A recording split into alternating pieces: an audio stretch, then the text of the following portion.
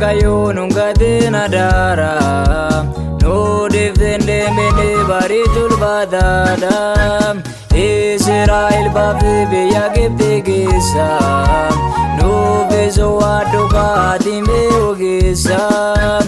Israa'el baafte biyya Gibxi keessa nuuf waaddu GATIN ogeessa.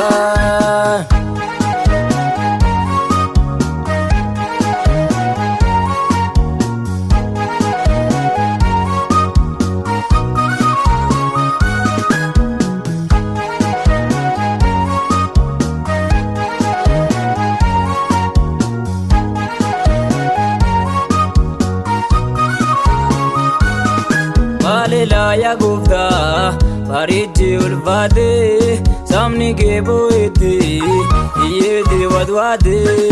Hallelujah abba parichi ulfate samni ke boite yede wadwade. Yede wadwade yede wadwade namnu yaadadume. Malu ya waaqayyoon nun gatiin ADARAA defende mene bareechuu barbaada. Israa'el baafte biyya Gibxi keessa nuuf waaddu GATIN ogeessa. Israa'el baafte biyya Gibxi keessa nuuf waaddu GATIN ogeessa.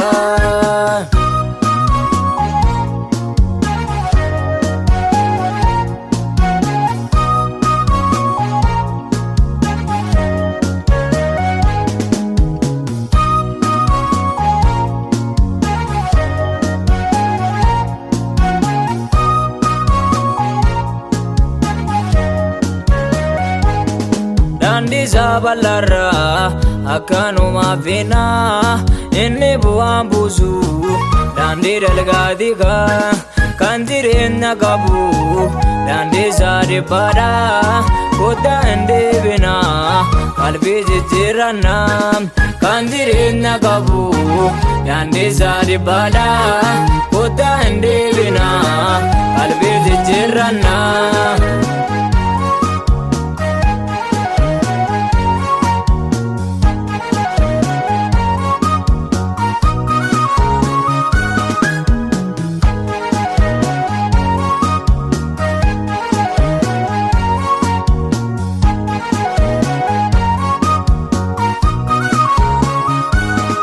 Dhugaadhaaf jiraachuu ati nu gargaare biyya keenya gooftaa araaraan ilaale.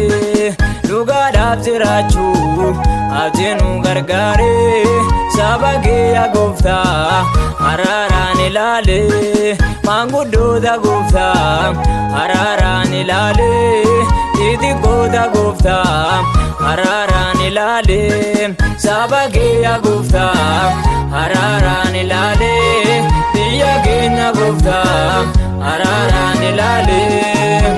Maalu yaa waaqayyoon nun gatiin ADARAA nu defende mene bareechuu barbaada.